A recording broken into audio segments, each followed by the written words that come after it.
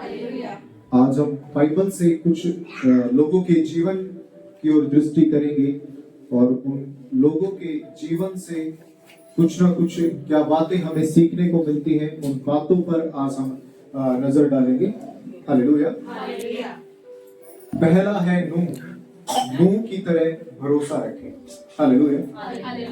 उत्पत्ति के अंदर खुदा का वचन नूह के पास पहुंचता है कि 40 दिन और रात मैं इस धरती को पर वर्षा करूंगा और ये पूरी धरती को क्या कर दूंगा, विनाश कर दूंगा। और तुझे क्या करना है कि एक जहाज बनाना है। हालेलुया। उस जहाज के अंदर सभी जीव जंतुओं का जोड़ा और तेरा परिवार उस जहाज के अंदर होगा। हालेलुया। ये वचन नूह के पास पहुंचता है। अब नूह का भरोसा देखिए कितना है परमेश्वर पर। हालेलुया। देखिए खुदा का वचन नूह के पास पहुंचता है और उसका विश्वास देखिए कि उसने कितना विश्वास खुदा पर किया। वो क्या करता है, जहाज बनाना स्टार्ट कर देता है। हालेलुया। खुदा की आज्ञा उसे उसके पास पहुंचती है और वो उस आज्ञा पर विश्वास करता है और उस काम को शुरू कर देता है। हालेलुया। उस काम को शुरू कर देता है। वो और उसका परिवार मिलकर जहाज को बनाना स्टार्ट कर देते हैं क्योंकि खुदा की आज्ञा थी। उसे अपने परमेश्वर पर भरोसा था। तो आपको नूह से सीखना चाहिए कि आपको कैसे परमेश्वर पर भरोसा रखना चाहिए। अपनी आंखें बंद करके परमेश्वर पर भरोसा रखें। हालेलुया। अपनी आंखें बंद करके परमेश्वर की योजनाओं पर भरोसा रखें। हालेलुया। नूह के पास जब आज्ञा आती है कि ऐसे ये सब होगा, उसने उस आज्ञा पर डाउट नहीं किया, उस आज्ञा पर सवाल नहीं खड़ा किया, उस आज्ञा पर शक नहीं किया। हालेलुया। लेकिन हम लोग जब कई बार परमेश्वर की आज्ञा हमारे जीवन में आती है या परमेश्वर का कोई भी बात हमारे जीवन के अंदर आती है, हम वो डाउट करते हैं, वो शक में डाल देते हैं। हालेलुया। ऐसा होगा या नहीं। लेकिन नूह से सीखिए कि परमेश्वर पर किस प्रकार से भरोसा रखना है। हालेलुया।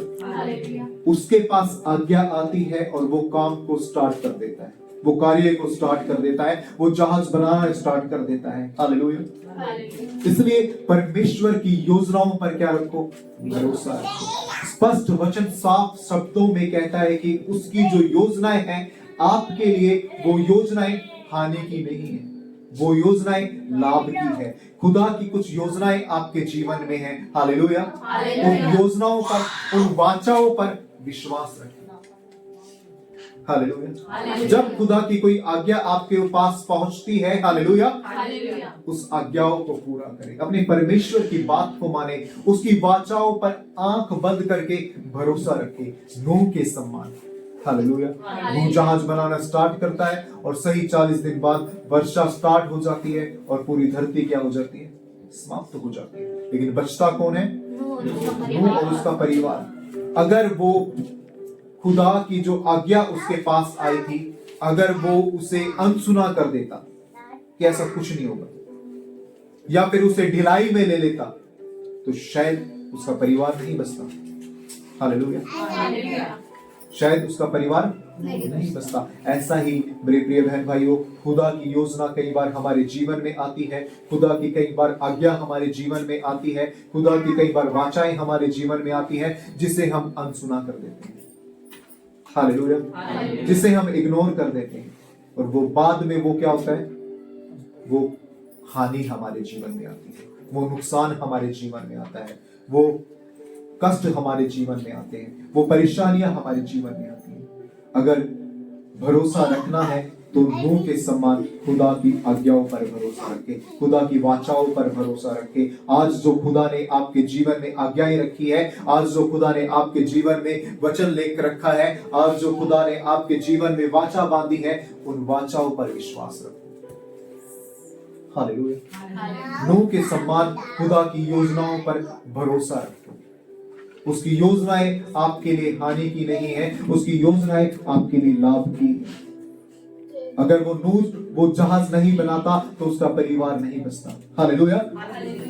उसका परिवार बचाया गया क्योंकि उसने खुदा की आज्ञा को सुना, उसने खुदा की योजना पर भरोसा रखा, उसने खुदा की बातों को अनसुना नहीं किया। हम परीक्षाओं में पढ़ते हैं, हम विपत्तियों में पढ़ते हैं क्योंकि हम खुदा की आज्ञाओं पर भरोसा नहीं रखते, हम खुदा की आज्ञाओं पर विश्वास नहीं रखते। हालेलुया। जब कई बार खुदा की योजनाएं हमारे जीवन में आती हैं, वो योजनाओं को हम क्या करते हैं, अनसुना कर देते हैं। हालेलुया। और जब हम खुदा को और खुदा की बातों को अनसुना करने लगते हैं, हमारा जीवन मुसीबतों में पड़ने लगता है, हमारा जीवन परेशानियों में पड़ने लगता है, हमारा जीवन विपत्तियों में पड़ने लगता है। हालेलुया। उसकी योजनाएं लाभ की योजनाएं हैं। वो आपके जीवन में जो भी प्लानिंग कर रहा है, वो प्लानिंग लाभ की है। नूह के जीवन में जो प्लानिंग की, हालेलुया, जहाज बनाने की, कि तुझे तैयार करना एक जहाज, इतना बड़ा जहाज कि जितने भी जीव जंतु हैं उनका जोड़ा उसमें आ सके। हालेलुया। 40 दिन रात वर्षा आती है। हालेलुया। पूरी दुनिया क्या हो गई, डूब जाती है, लेकिन उसका जहाज और नूह का परिवार बचा होता है क्योंकि उसने अपने खुदा की योजना पर विश्वास रखा। तो जब भी खुदा पर भरोसा रखोगे, हालेलुया, वो आपकी नाव को डूबने नहीं देगा, वो आपकी कश्ती को डूबने नहीं देगा। हालेलुया, हालेलुया, मिलकर कहे हालेलुया। तो कैसा भरोसा रखना है आपको परमेश्वर पर? नूह के समान। जब खुदा की कोई योजना आपके जीवन में आती है, जब खुदा की कोई प्लानिंग आपके जीवन में आती है, हालेलुया, उस पर अनसुना मत कीजिए, क्योंकि वो योजना हानि की नहीं, वो योजना लाभ की है। हालेलुया। आपको भरोसा रखना है परमेश्वर पर। किसके सम्मान? नूह के सम्मान। हालेलुया।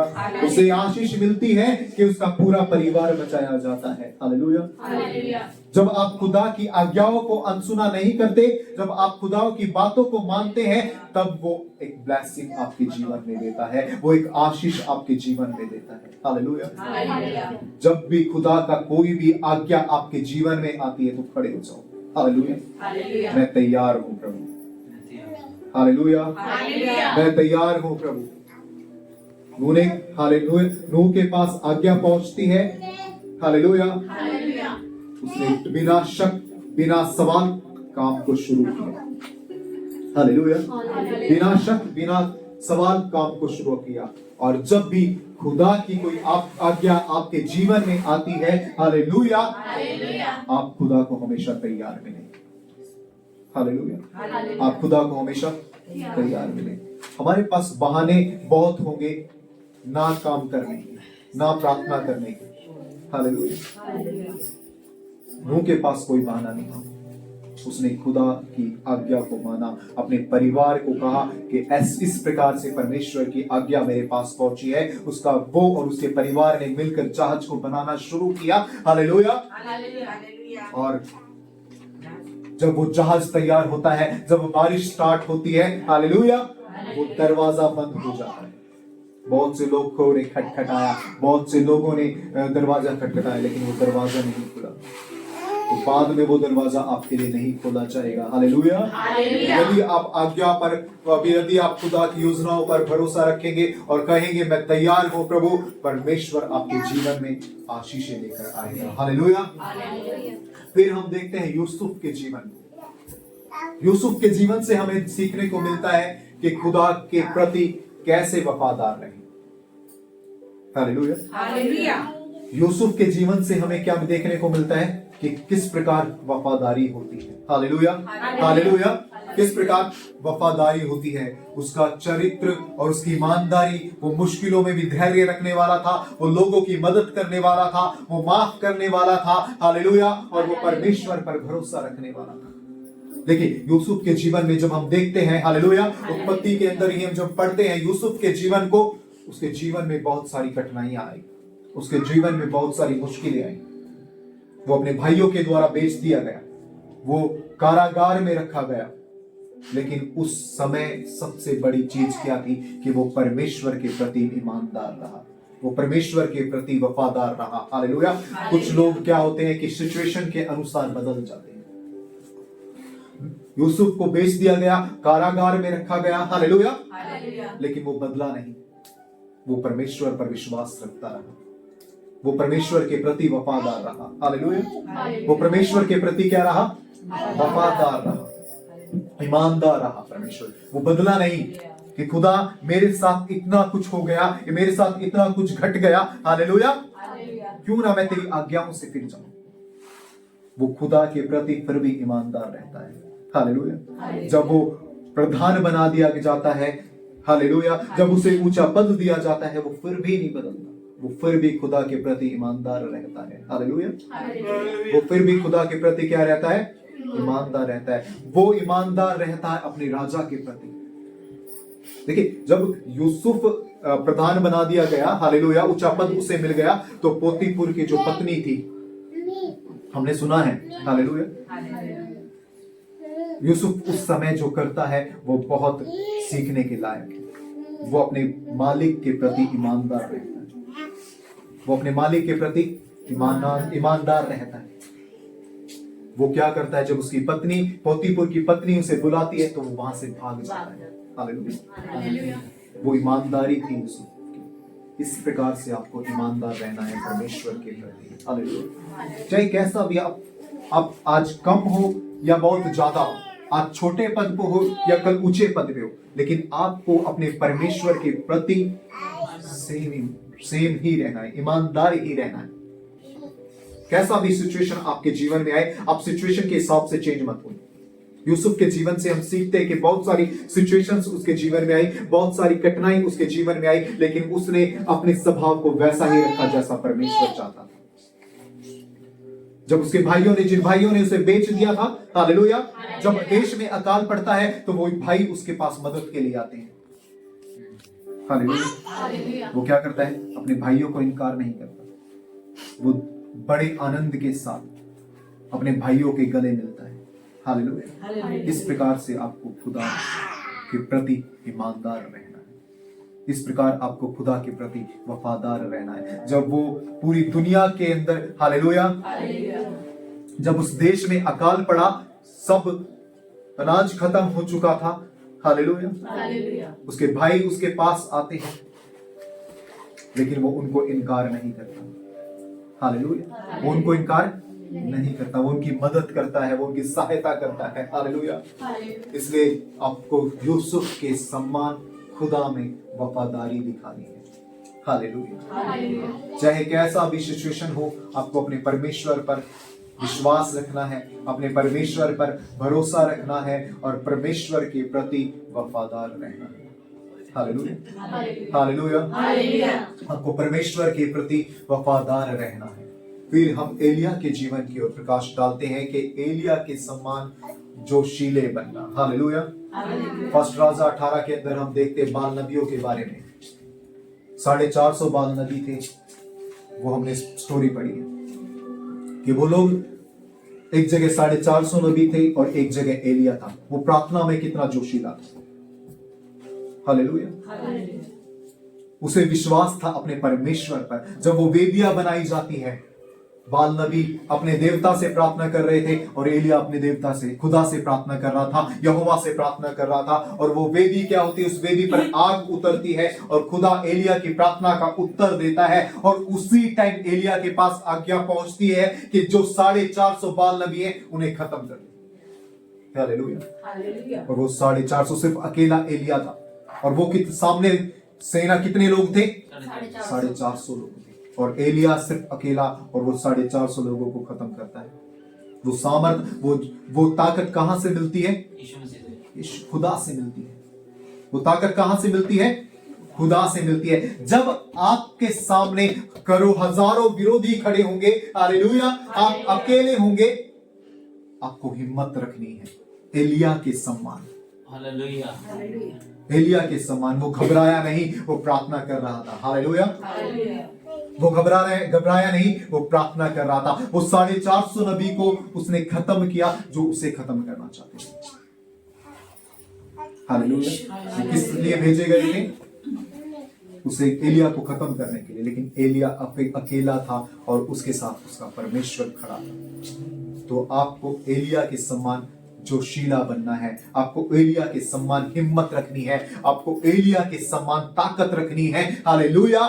सामने चाहे कितनी भी बड़ी सेना हो, आपको अपने परमेश्वर पर विश्वास होना चाहिए, आपको अपनी प्रार्थना पर विश्वास होना चाहिए कि मेरे साथ मेरा परमेश्वर खड़ा है, मुझे कोई भी हराने वाला नहीं होगा।